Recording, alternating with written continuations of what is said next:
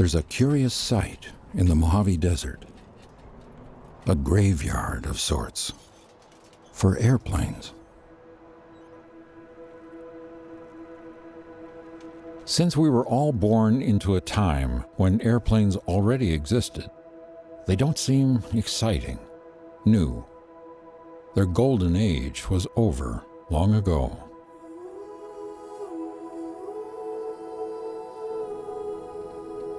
Even though it's only been a few decades since flying became possible, our opinion of it has quickly swung from fascination to frustration.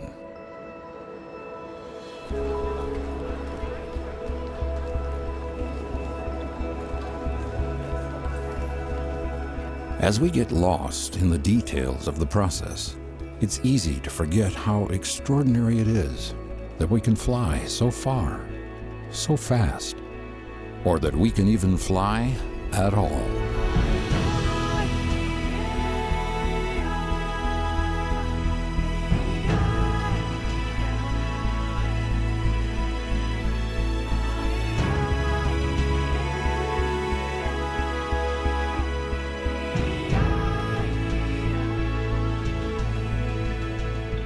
For the moment, leave behind everything you know about airplanes, anything you've heard about their history, every conclusion you've drawn from your own experience, and prepare to see them again for the first time.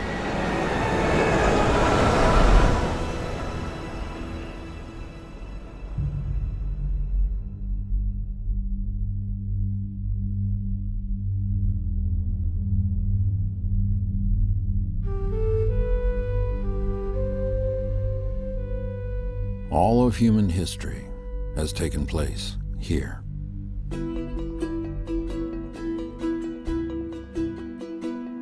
But for most of our history, we didn't know the true size of our planet. In an earlier time, long before we could fly, there was no easy way to get around.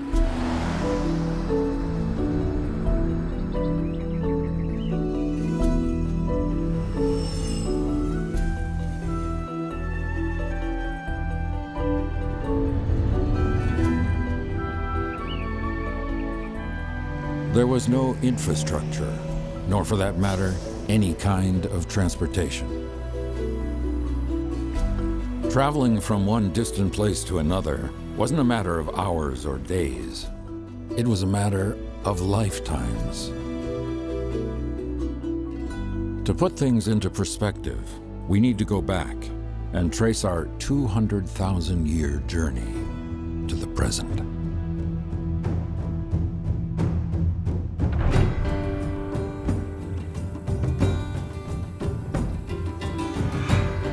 We began in Africa, the starting point of our migration.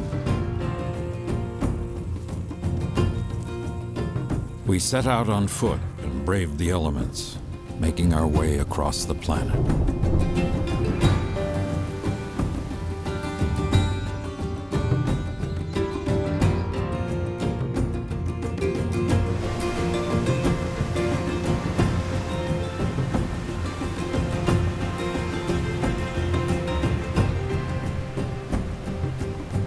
Eventually, we made it to 6 continents.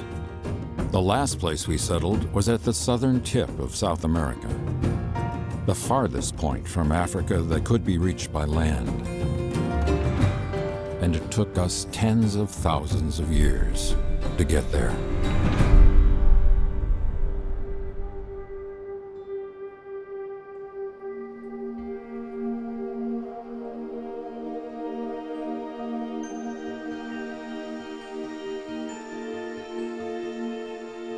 In ancient times, we rarely traveled more than 20 miles from where we were born. We saw more of the universe than we did of our own home, which is why we mapped the sky long before the Earth.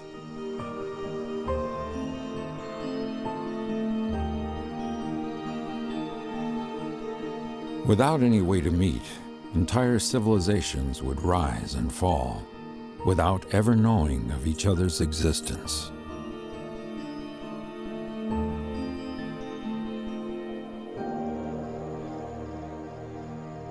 If we look at our history over the last 200,000 years, it's amazing to see just how long walking was our only means of transportation.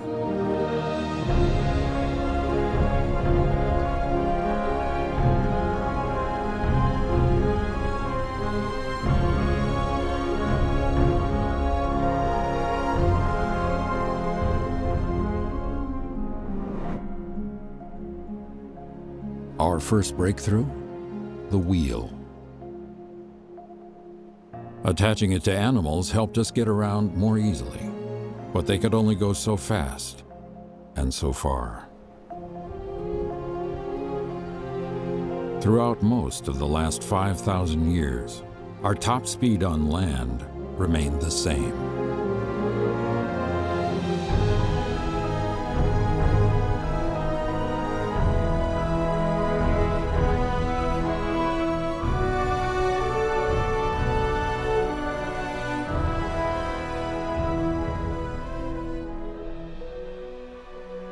When we mastered the sea, travel became faster, but our world became larger.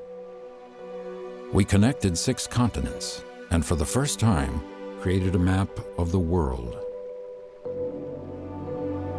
Now, if we fast forward to just 200 years ago, practically yesterday on the timeline of human history, traveling through the air seemed no closer to becoming a reality.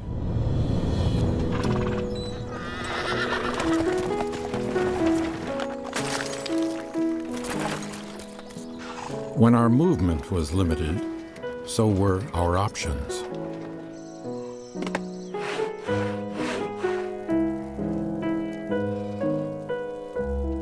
This was how things were, until we invented a machine that redefined speed.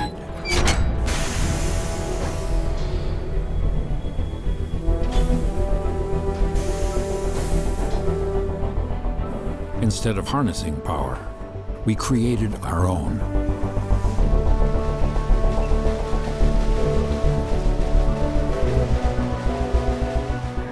When we put the steam engine on wheels, our lives really began to accelerate.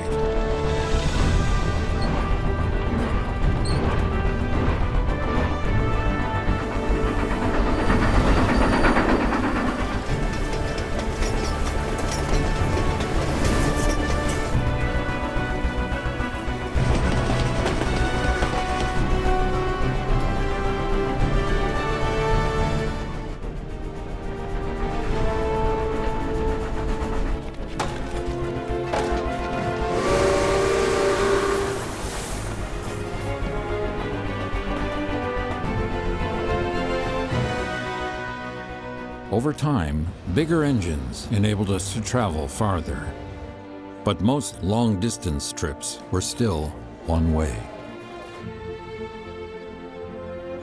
A new kind of horsepower allowed us to connect thousands of small towns that trains couldn't reach.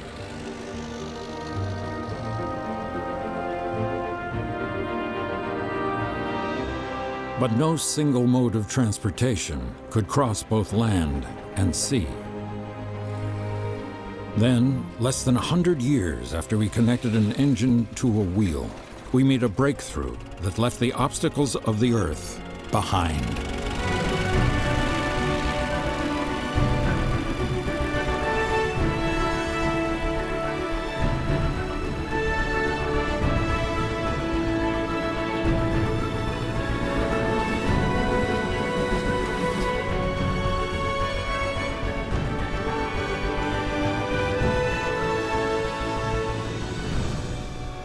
Airplanes liberated us from the ground. Unlike cars and trains, they didn't need elaborate infrastructure.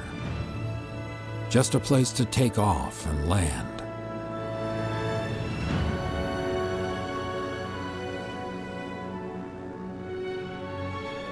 We didn't know it at the time, but that moment we took to the skies marked the beginning of a revolution.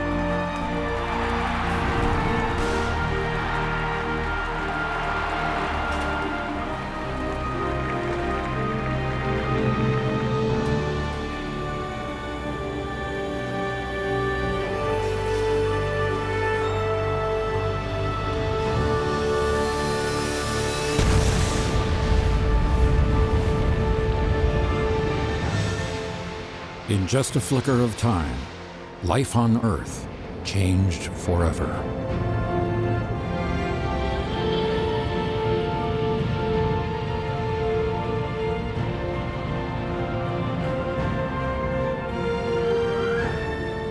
In a single century, aviation went from impossible to nearly perfected.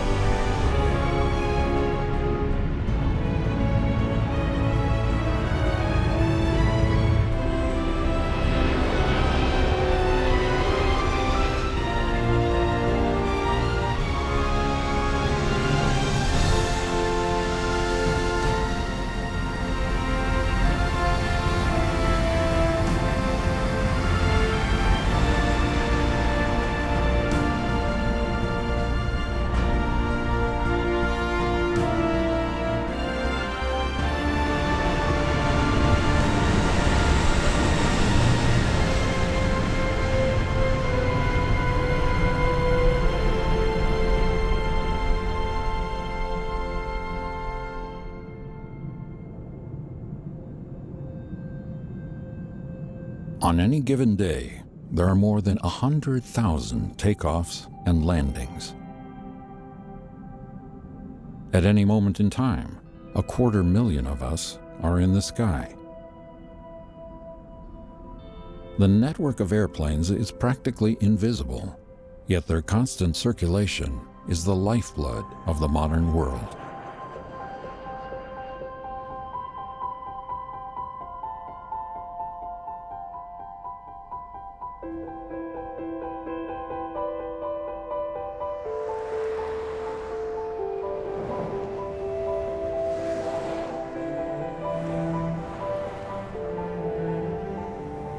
When we enter an airport, we're entering a portal to the planet.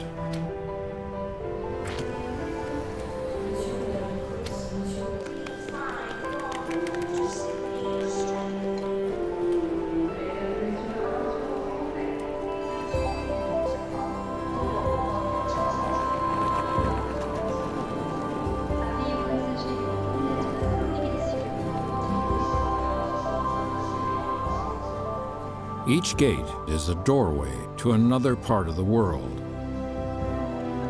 In a sense, we're walking distance to almost anywhere.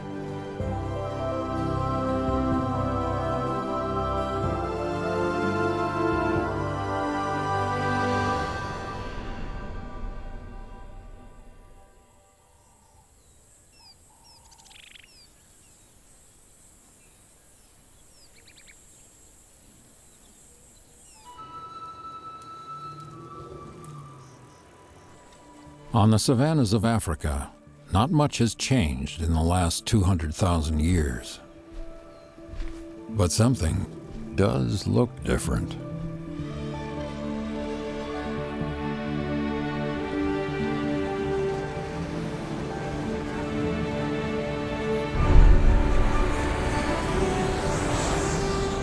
Now, when we leave Africa, we're no longer limited in how far we can go.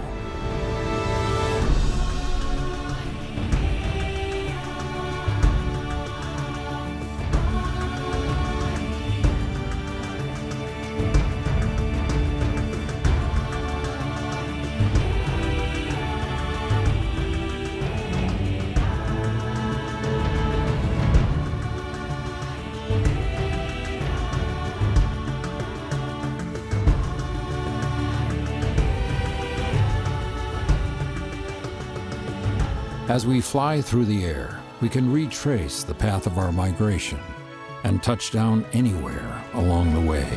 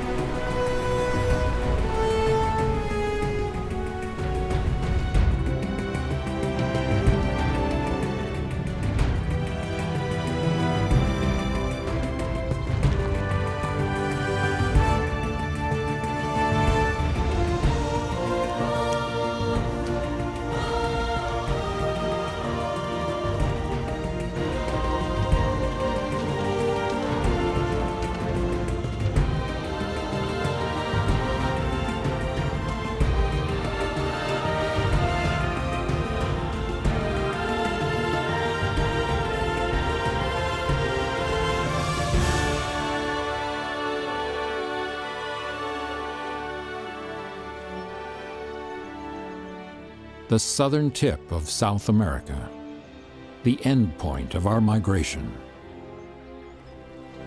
The locals call it Fin del Mundo, the end of the world.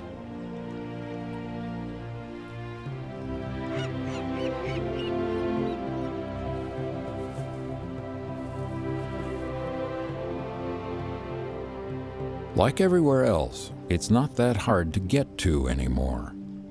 Even from Africa, it takes us less than a day. What was once a migration is now a vacation.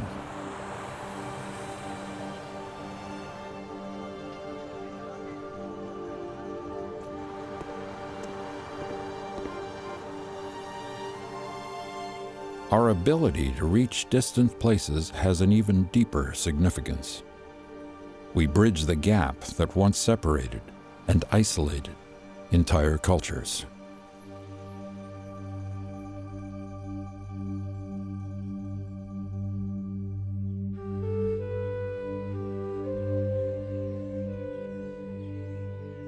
We can go anywhere that anyone has ever lived. We go beyond what we've learned about our history and set foot in the very places where it unfolded.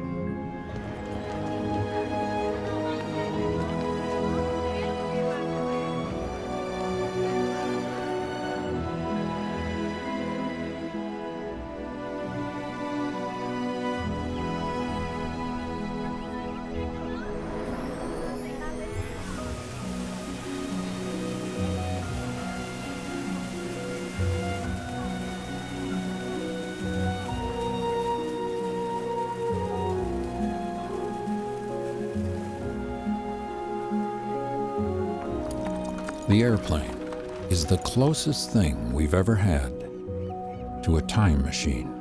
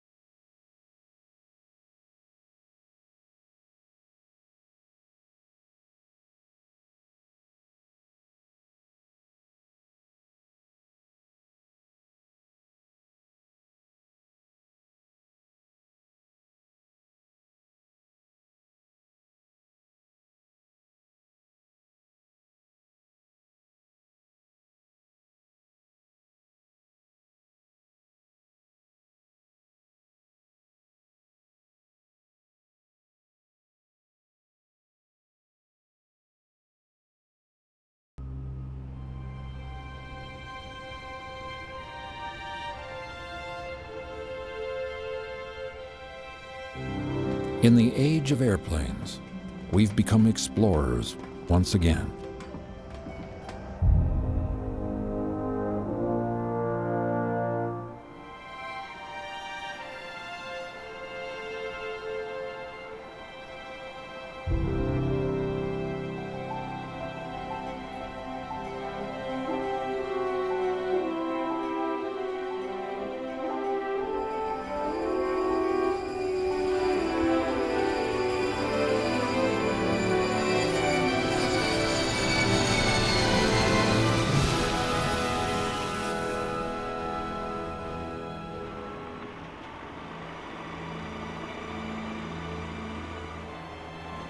Antarctica, one of the last places on Earth to be mapped. While it may look flat, it's one of the most mountainous continents. Its rocky terrain is hidden beneath a mile thick of ice. Only the tallest peaks are visible. And what appears to be solid ground is deceptive. Deep cracks in the ice are concealed by thin layers of snow, creating deadly trapdoors. Crossing the surface of Antarctica is virtually impossible. But the challenges of the terrain have only fueled our curiosity.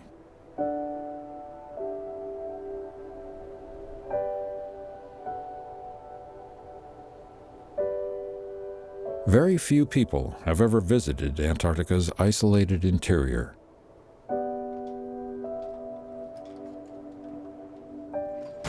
Even more elusive is the South Pole itself, the true end of the world, which is still hundreds of miles farther in. Before we could fly there, only 5 people ever made it and survived the return trip.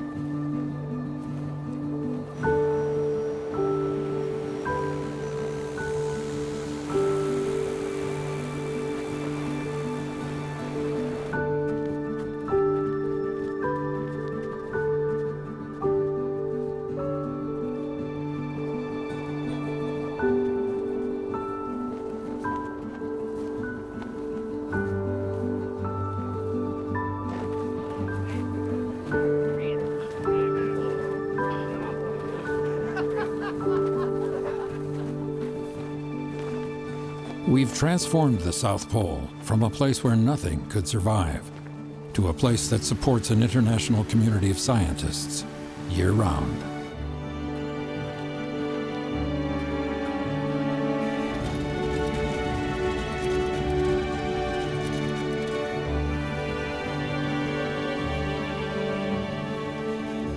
A new chapter of exploration is just beginning.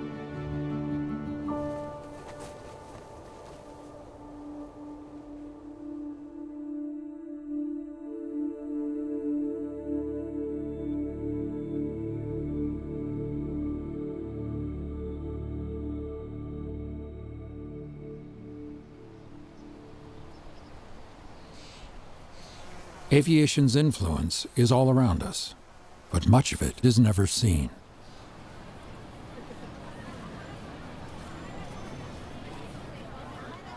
Even something as simple as a flower is linked to the airplane.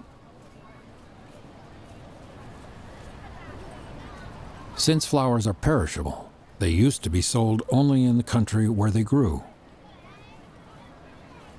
Now, we buy flowers from around the world, no matter where they're grown or where we live.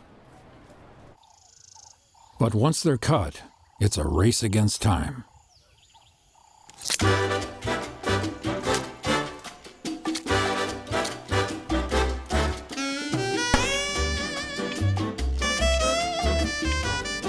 For these roses, beauty lasts 14 days.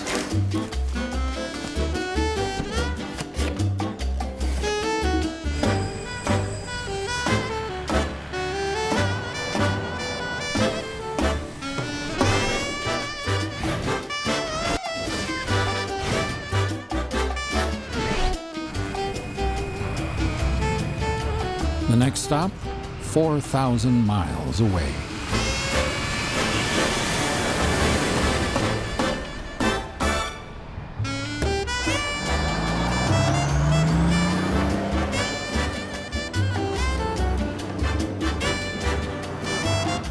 Five million flowers fly to the Netherlands daily. They're imported from 60 countries.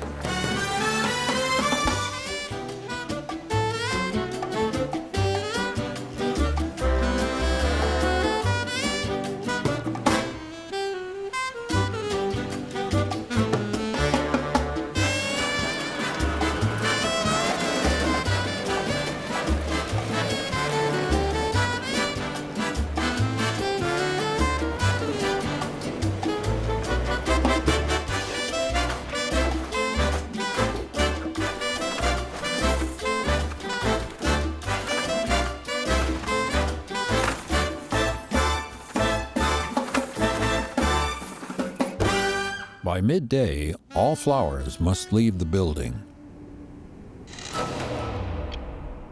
But their journey is far from over.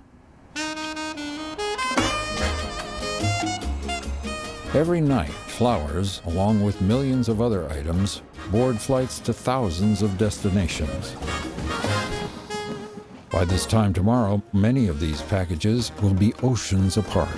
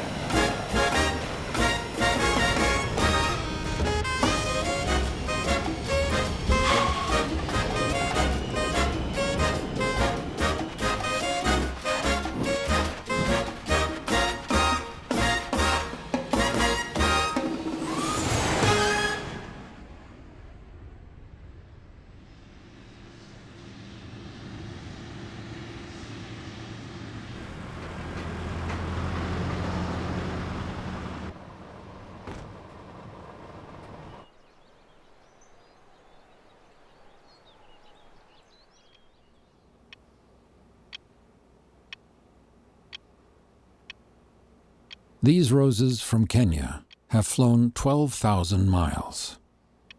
They've gone from summer to winter, and they still have 10 more days to live. Although not everything in our homes is flown in, we may not realize how many things we own from faraway places.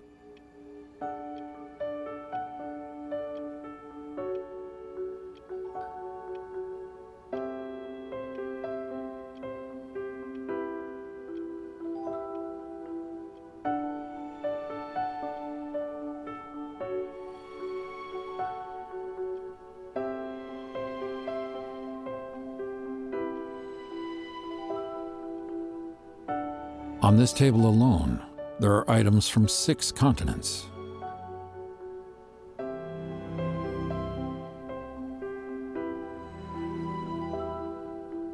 As the speed of transportation has increased, everything's become closer.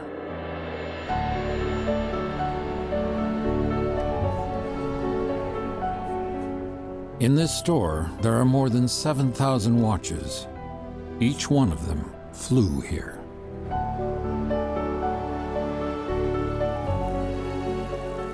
Our local shopping centers have become global markets.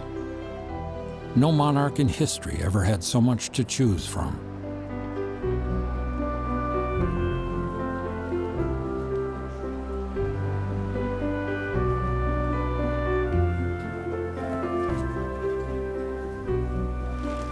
Everywhere we go, we find pieces of everywhere else.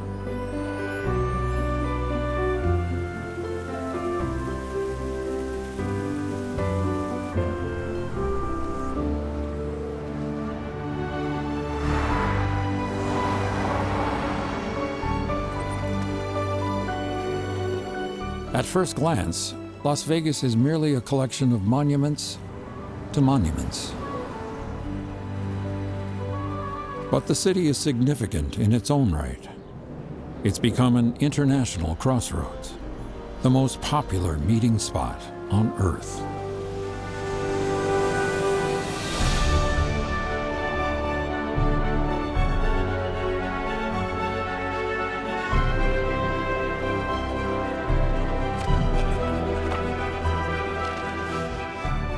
Before there were international airports, international conventions weren't possible. Las Vegas has more space for meeting halls than for casinos. It's the convention capital of the world. Of all the things that happen here, one of the most profound is the convergence of ideas.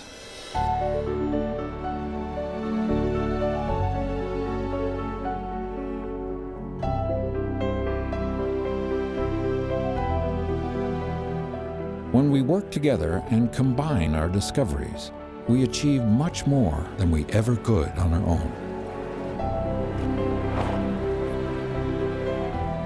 The outcomes of hundreds of conventions impact more than just the people who attend. They even affect those who've never flown. And the faster that people and their ideas can connect with each other, the faster the progress of the modern world.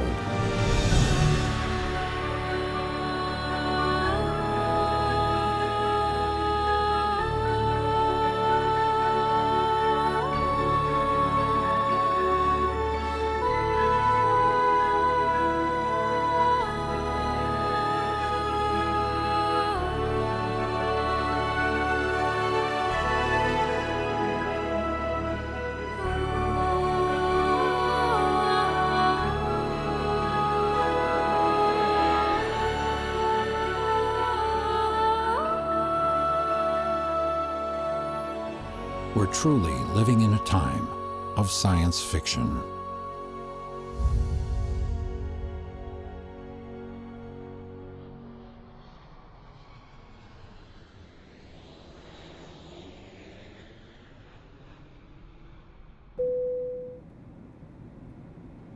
Ironically, the experience of flying doesn't always feel so impressive.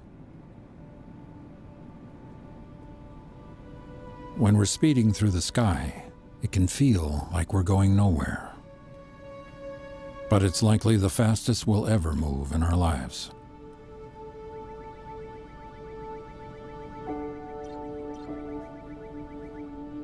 As we find ways to pass the time, we're carried across continents and oceans, the same ones that challenged even the boldest explorers.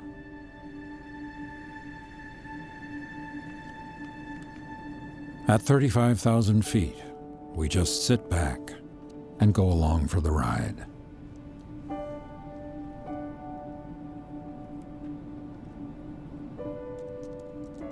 Since there's no close alternative to the speed of air travel, if we couldn't fly, we probably wouldn't go. And if we didn't go, imagine how different our lives would be.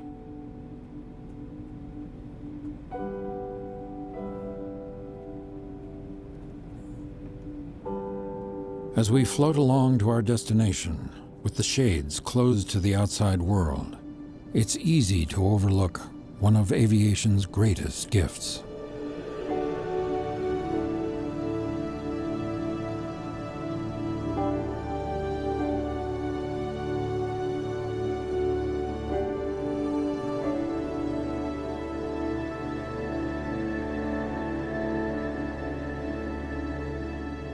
This view is unique to our time in history.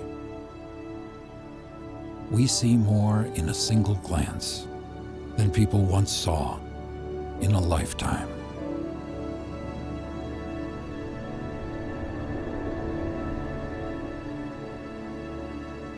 We tend to romanticize the past and feel nostalgic for the way things used to be.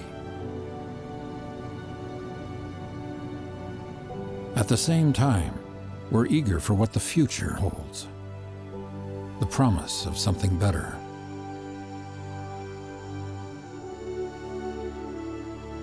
But as we go about our fast-paced lives, sometimes the hardest thing to do is to slow down and appreciate the time we're living in. In its own way, every era is a golden age. It's just a matter of perspective.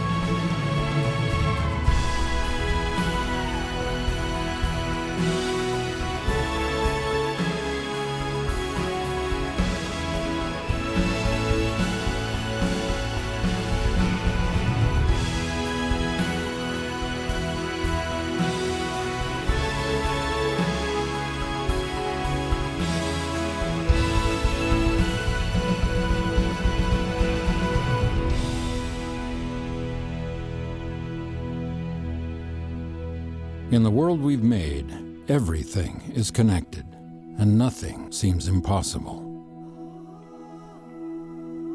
No virtual technology can ever do what the airplane does. It allows us to stay physically close to the people and places we love. And of all the places an airplane can take us, perhaps the most meaningful is home.